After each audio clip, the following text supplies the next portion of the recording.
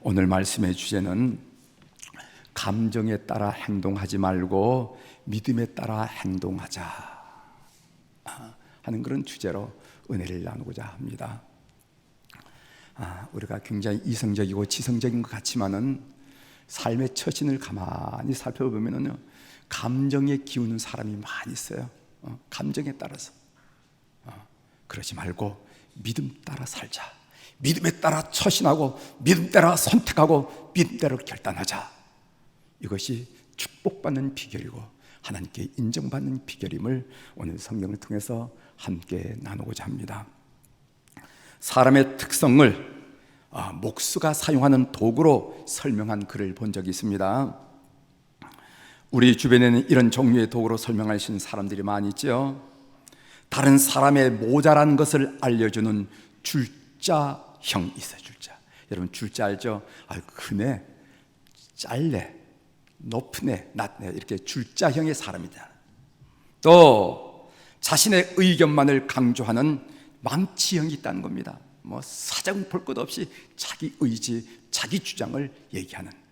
또 다른 사람을 깎아내리는 대패형이 있다는 겁니다. 대패형. 그리고 다른 사람을 쥐어짜는 바이스형이, 바이스, 이렇게 밀착하는 것을 바이스라고 그러죠. 바이스형이 있다는 겁니다. 그리고 다른 사람을 갈아대는 그라인더형이 있다는 거예요. 그냥 갈아대는 거예요. 다른 사람에게 큰 상처를 주는 도끼형도 있다는 겁니다. 여지없이 박살을 내는 거예요. 상처를 줘. 때로는 이런 사람들이 주변에 있기 때문에 힘들어하는 교우들과 사람들을 보게 됩니다.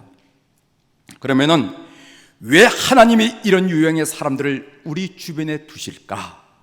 왜일까? 성도라면은 그 길이 형통하고 평탄해야 될 텐데 왜 우리 가정에는 그런 사람이 있고, 왜 우리 마을에는 그런 사람이 있고, 왜 우리 직장에는 그런 사람이 있고, 심지어 교회마저 속회마저 그런 사람이 있어서 내 마음을 불편하게 할까? 이유가 있다는 겁니다. 여러분 생각해 보신 적 있으세요? 성경은 이렇게 대답합니다. 하나님은 그런 사람들을 통하여 당신의 모난 부분을 깎아내시고 그리고 거친 부분을 다듬어서 예수 그리스도를 담는 인격 작품으로 만들기 위해서 그런 사람을 여러분 환경에 배치한다는 것입니다. 믿으십니까? 이게 아멘이 돼야 되는데, 이 아멘이 돼야 여러분들이 자유함을 누릴 수가 있습니다. 아이고, 저 사람 또 만난 거 보니 하나님 또 내 이런 부분을 하나님이 아시고 또 지적하시는구나, 할렐루야 하면서 할 수가 있어요. 왜 하나님께서 그런 사람을 여러분 가정에 배치하고, 여러분 이웃 간에 배치하고, 여러분 교회 속에, 속회 속에 배치하고, 여러분 동호 속에 배치하는가 하면은 여러분들의 모난 부분 깎으시고 거친 부분 다듬어서 하나님의 형상으로 그리스도를 담는 삶으로 바꾸시기 위해서 주어졌다. 믿으시길 바랍니다. 네, 믿으시길 바랍니다. 사울 왕을 통해서 다윗을 다듬으시는 하나님의 작업이 오늘 또 계속되고 있습니다. 사무엘상 24장의 내용을 우리가 읽었는데 사무엘상 23장, 24장, 25장, 26장 이 4장은 다윗의 제2차 피난시기, 도피시기. 오늘 성경에 읽은 내용은 다윗의 제2차 도피시기에 일어난 사건을 우리들에게 소개해 주고 있습니다. 다윗에 대한 사울 왕의 박해는 계속됩니다. 이번에는 실패하지 않고 다윗을 반드시 잡아 죽이리라 하는 그런 의지를 불태우고 있습니다. 그래서 전시가 아님에도 불구하고 3,000명이라는 군사를 동원해가지고 엔게디 동굴 주변을 수색하는 모습을 오늘 성경을 통해서 볼 수가 있습니다. 이 엔게디 동굴이라는 것은, 엔게디라 하는 말은 사슴 눈물이라 하는 그런 말인데, 이 엔게디 동굴은 석회암 지역이기 때문에 동굴이 발달되어 있습니다. 그래서 목동들은 이 동굴들을 이용해서 한낮에 힘들어하는 양들을 그 동굴에 몰아가지고 휴식을 취하게 만들고, 그 한밤의 추위와 맹수들의 공격으로부터 우리가 되어서 동굴을 우리로 삼는 그런 것을 보게 됩니다. 수색하던 중 사울 왕이 발을 가리기 위해서 한 동굴에 들어갔다 하는 말씀이 나옵니다. 발을 가린다 하는 말은 문자적으로 용변을 본다, 소대변을 본다, 그런 의미입니다. 사울이 발을 가린다라는 그 상황 설명은 사사시대에 사사 에훗에 의해서 죽임을 당했던 모압 왕 에글론 사건을 떠오르게 합니다. 그 내용이 사사기 3장에 있는데 잠깐 설명을 드리겠어요. 왼손잡이 사사 에훗은 한귀빗은 약 한 45cm 되는 단도를 자기 오른쪽 다리에 차고 모압 왕 에글론의 거처에 그 궁중에 공물을 바치기 위해서 들어갔습니다. 그 당시 모압은 이스라엘은 모압의 식민지였습니다. 우리가 일제 36년간 식민지 그걸 잊지 못해서 요즘도 날리는데 그 당시 이스라엘은 모압의 식민지였습니다.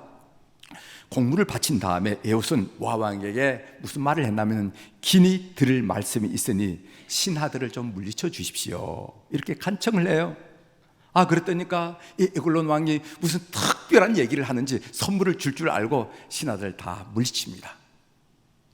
그 순간 아주 짧은 눈 깜빡할 시기에 이 에훗은 오른쪽에 있는 단도를 빼가지고 그 에글론을 죽여요. 왕을 죽인 다음에 문을 걸어 잠그고 뒷문으로 도망했습니다. 신하들이 아무리 기다려도 왕이 오전에 나타나지 않은 거예요. 이상하다고 생각한 신하들이 문을 따고 들어가 보니까 왕은 이미 즉사 죽고 말았습니다. 모압 진영이 왕을 잃고 호둥대며 정신을 못 차릴 때 에훗은 전쟁 나팔을 불었어요. 전쟁 나팔을 들은 이스라엘 백성들이 각처에서 분열이 일어나서 도망가는 모압 군사를 죽였는데 그때 죽인 군사가 1만 명 가량이 되었다 이렇게 사사기에 말하고 있습니다. 에훗으로 말미암아 그 땅에 80년 동안 태평 세월이 왔다 한 얘기죠. 근데 그 사건에 보면은요 발을 가린다 하는 그런 표현이 나옵니다. 사사기 3장 24절입니다. 제가 읽어드리겠습니다.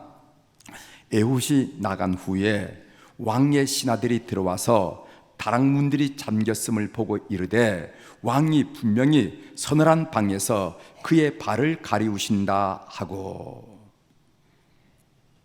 발을 가리려다가 죽었다고 소문난 에굴란 사건을 잘 아는 이스라엘 백성들에게 발을 가리다가 죽을 뻔한 사울 왕의 이야기는 일종의 해악입니다. 사울 왕은 다른 일도 아니고 전쟁하다가도 아니고 용변 보다가 대소변 보다가 죽을 뻔했다 이런 이야기는요 이스라엘 백성들이 서로 주고마으면서 표현은 하지 못하지만 킥킥거리면서 아마 즐거워했으리라 이렇게 표현됩니다. 이런 행간의 의미를 읽는 것은 우리가 성경을 읽을 때 우리에게 주는 묘미라 이렇게 생각하죠. 이런 일을 특별히 우리들에게 기록하면서 이스라엘 백성들로 하여금 먼 과거에 일어났던 발을 가리다가 죽었다는 그 소문을 희고하면서 이 에훗의 사건, 에글론의 사건, 그리고 이 사울의 사건을 비교하면서 슬그머니 웃음을 자아내는 이 성경의 배려를 우리는 놓치지 말아야 한다는 그런 말이죠. 하필이면은 다윗과 그의 부하들이 은신해 있는 동굴에 사울 왕이 용변을 보러 들어왔습니다. 사울 왕을 죽일 절호의 기회가 찾아온 것입니다. 사울 왕은 호위병 하나 없이 홀로 들어온 것입니다. 용변을 바로 갔는데 호위병을 데리고 갈 리가 만무잖아요. 사울 왕은 완전히 무방비 상태였습니다. 다윗의 부하들은 하나님이 사울 왕을 죽일 기회를 주신 것이라고, 이 기회를 놓쳐서는 안 된다고 다윗을 다그치고 밀어붙였어요. 고생 끝에 낙이 온다고 다윗은 물론이거니와 부하들에게 이제 모진 고생을 끝낼 시간이 서서히 다가오고 있었습니다. 다윗과 부하들은 이 시간을 얼마나 애타게 기다렸는지 모릅니다. 만일 이 기회를 또 놓쳐버린다면 또다시 끝을 알 수 없는 고생길을 가야 할 텐데 그것은 생각만 해도 소름이 끼쳐요. 사울 왕을 죽여야만 했습니다. 반드시 죽여야만 했습니다. 그런데 다윗은 그 기회를 스스로 포기했다는 거 아닙니까? 다윗은 사울 왕을 해치지 않고 그의 고도 자락을 조금비어서 증거로 삼았습니다. 그 내용이 오늘 본문 4절에 나오는데 우리 한번 같이 읽어보도록 하겠습니다. 다윗의 시작. 다윗의 사람들이 이르되 보소서, 여호와께서 당신에게 이르시기를 내가 원수를 내 손에 넘기리니 내 생각에 좋은 대로 그에게 행하라 하시더니 이것이 그날이다 하니 다윗이 일어나서 사울의 겉옷자락을 가만히 베니라. 부하들이 죽이자, 찬스다, 하나님이 우리에게 주신 기회다, 하나님이 주신 은혜다, 이렇게 해서 죽였는데, 그러나 다윗은 죽이지 않았다는 겁니다. 가만히 옷 뒷자락, 옷 겉옷자락을 베었다 한 얘기입니다. 그런데 다윗은 사울 왕의 겉옷자락을 베고 마음이 찔렸다 하는 표현이 바로 이에 나옵니다. 제가 5절을 읽어드리겠습니다. 그리한 후에 사울의 옷자락을 뱀으로 말미암아 다윗의 마음이 찔려. 우리는 이 구절을 이해할 수가 없어요. 여러분 이해할 수가 있습니까? 적대적인 사울왕을 죽이지 않고, 반드시 죽이자고 모두가 얘기한 그 사람을 죽이지 않고 살려준 것은 보통 사람이 할 수 없는 대단한 일인데, 마음이 찔릴 이유가 어디 있겠습니까? 보란듯이 부하들 앞에서 자신의 인품을 자랑할 만한 일이 아니었습니까? 그런데 다윗은 마음이 찔렸다, 이렇게 이어서 이야기하고 있어요. 양심의 가책을 느꼈다는 것이죠.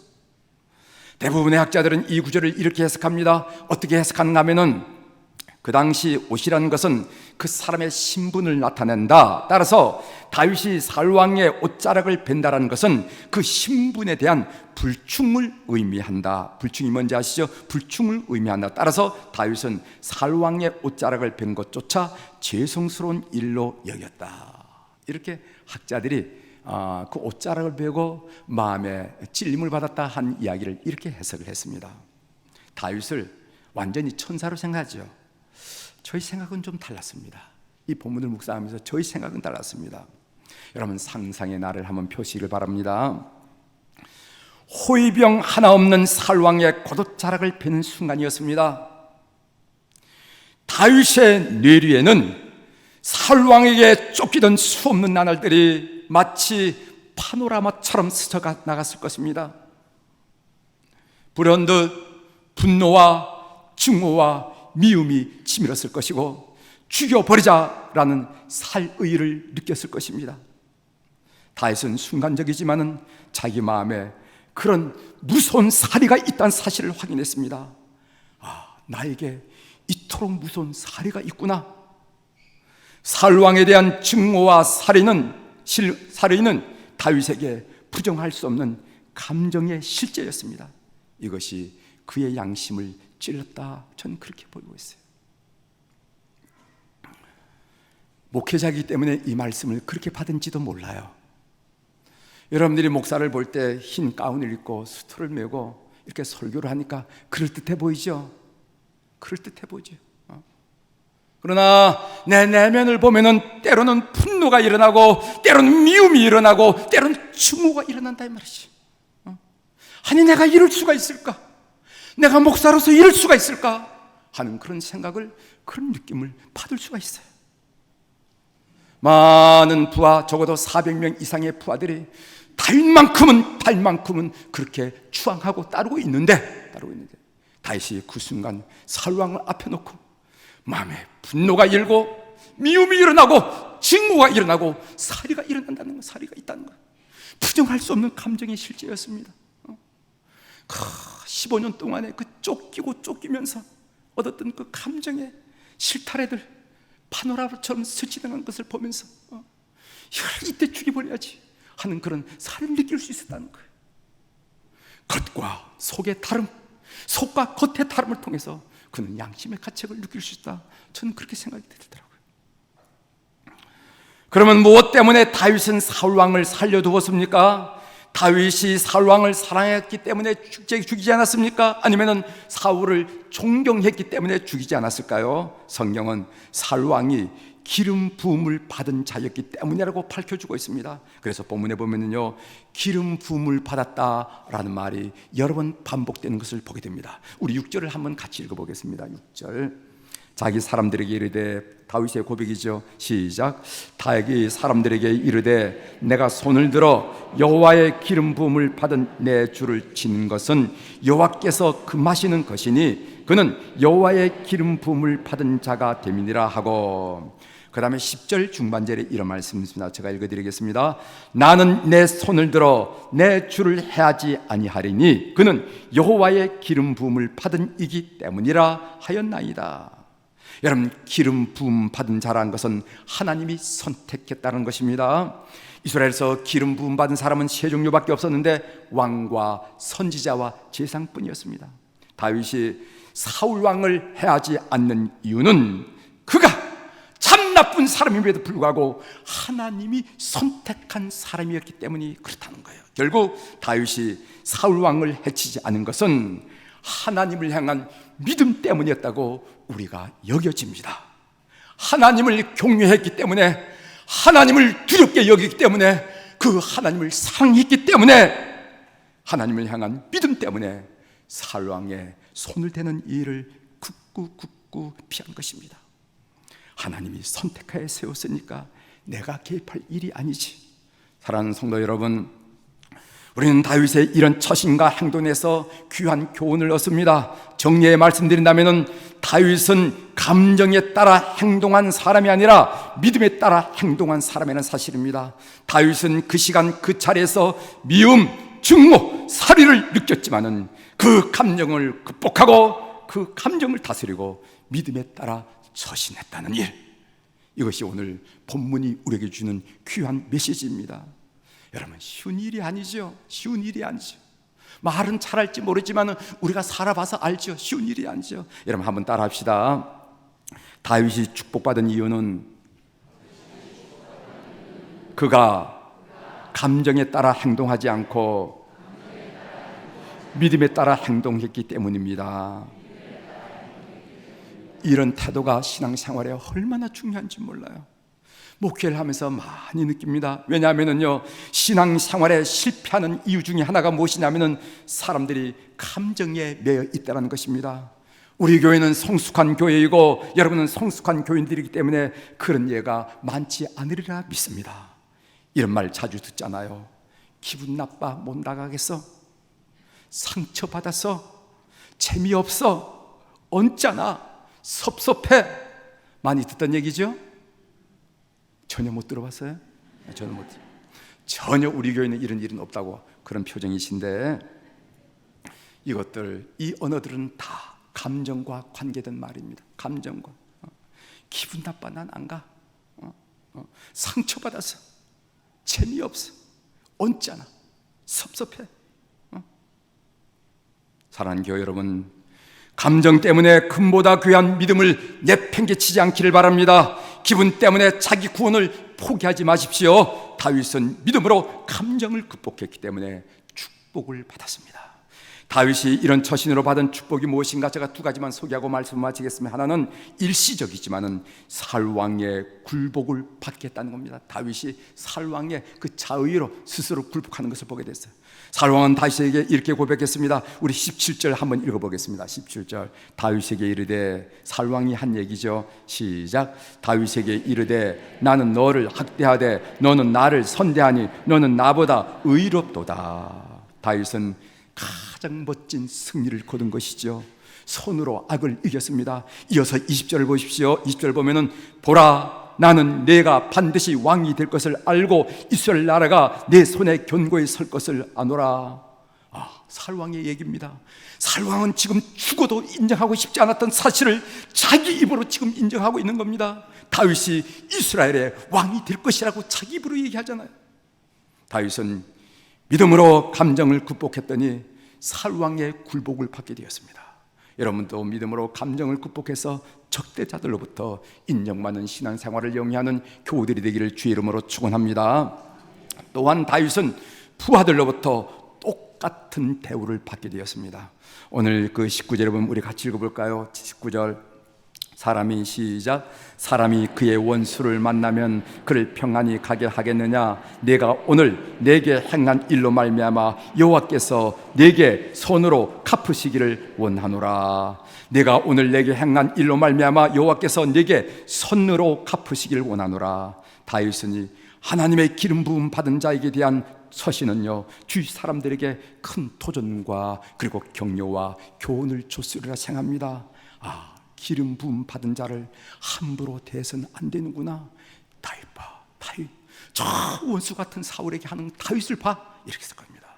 그 처신의 결과는 좋은 의미로 부메랑이 되어서 다윗에게 돌아왔습니다. 다윗도 하나님의 기름 부음 받은 자이기 때문에 아무도 그를 함부로 대하지 않았던 것입니다. 여러분 생각해 보시기 바랍니다. 만일 다윗이 그 기회를 놓치지 않고 사울 왕을 암살하고 왕위에 올랐다면 향후 어떤 일이 벌어질 가능성이 있었을까요? 상황이야 어찌됐든 백성들은 다윗을 쿠데타로 왕권을 차지하는 왕으로 여길 것입니다. 그렇게 인식된다면 그의 쿠데타가 선례가 되어서 권력의 눈이 어두운 자들의 반역의 꼬투리가 될 수 있는 가능성이 있다는 겁니다. 너도 그랬잖아, 너도 사울 왕을 죽였잖아, 우리가 사울 왕을 죽였는데 하는 여지를 줄 수 있다는 것입니다. 다윗은 믿음으로 감정을 극복했더니 부하들부터 똑같은 인생의 대우를 받더라 한 얘기입니다. 감정에 떨고 감정에 기뻐하던 감정의 사람이 예수 그리스도로 말미암아 믿음의 사람으로 변화된 이야기가 있습니다. 그걸 퍼펙트 톱 모델 제니퍼 스트릭랜드의 고백이라 하는 그런 책이 있어요. 이 책은 미국과 유럽에서 톱 모델로 활동했던 제니퍼 스트릭랜드의 고백입니다. 그는 8살에 참가한 어린이 패션쇼에 나가서 그것을 시작으로 17살부터 이미 세계적인 패션 모델로 유명해졌으며 22살에 패션 업계 상위 1%는 아르마니 톱 모델로 발탁이 될 정도로 재간이 뛰어난 사람이었습니다. 겉으로 볼 때는 분명히 성공을 거둔 것이죠. 그러나 멋진 옷을 입고 플래시 쉐리를 받으면서 당당하게 런웨이를 걸었지만은 그 화려한 스포트라이트 뒤에는 그녀의 몸과 마음은 마약, 섹스, 술, 우울증으로 뒤범벅이 되고 말았습니다. 성공이 주는 기쁨은 아주 잠깐이었습니다. 열망, 그의 가슴에 있는 열망은 채워지지 않았어요.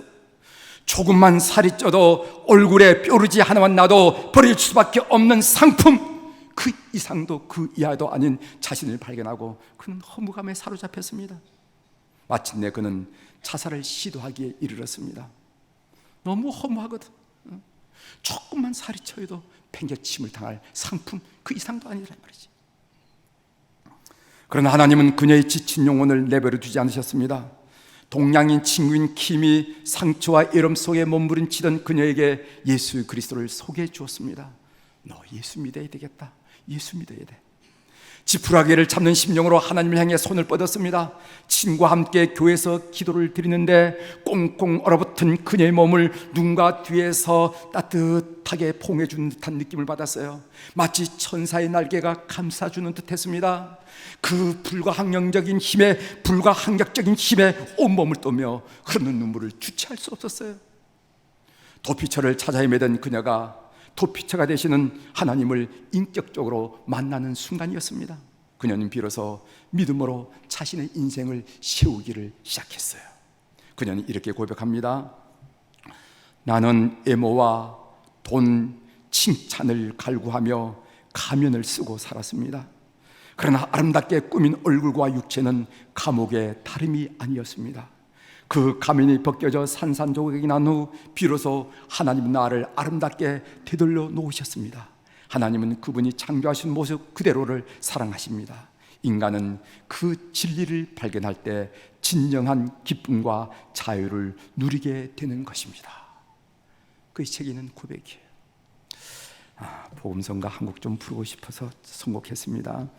주 품에 품으소서 하는 찬양인데, 주 품에 품으소서 능력의 팔로 덮으소서 거친 바다 날 향해 와도 주와 함께 날아오르리. 주님 안에 나 거하리. 주 능력 나 잠잠히 믿네. 거친 파도 날 향해 와도 주와 함께 날아오르리 하는 그런 찬양인데, 우리 한번 가사를 잘 생각하고, 여러분 아는 찬송일 거예요. 한번 불러보도록 하겠습니다.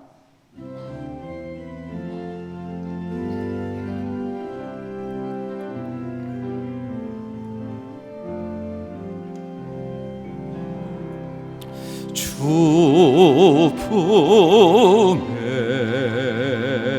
품으소서 능력의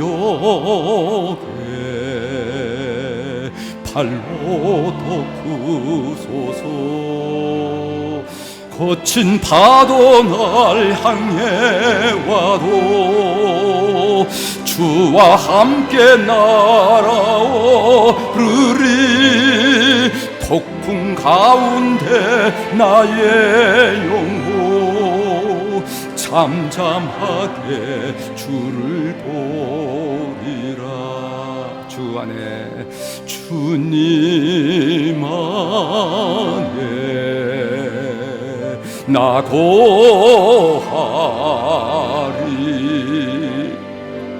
주 능력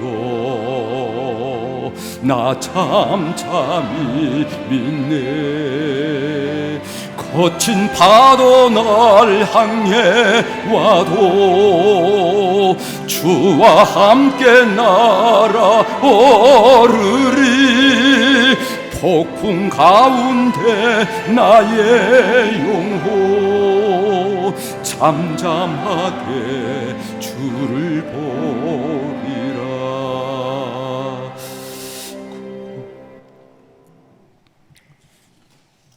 이제 말씀을 마치겠습니다. 다윗은 감정을 넘어서 믿음으로 행동하고 처신했습니다. 그래서 축복을 받았습니다. 이것이 사무엘상 24장이 우리에게 주는 메시지고 교훈입니다. 여러분들도 섭섭함, 원망, 미움 등 감정을 넘어서 믿음으로 처신하고 행동하는 성도들이 되기를 주의 이름으로 고민합니다. 그래서 다윗에게 주신 축복을 맛보면서 신앙생활하는 우리 교우들이 다 되기를 예수 그리스도의 이름으로 축복합니다. 기도하시겠습니다.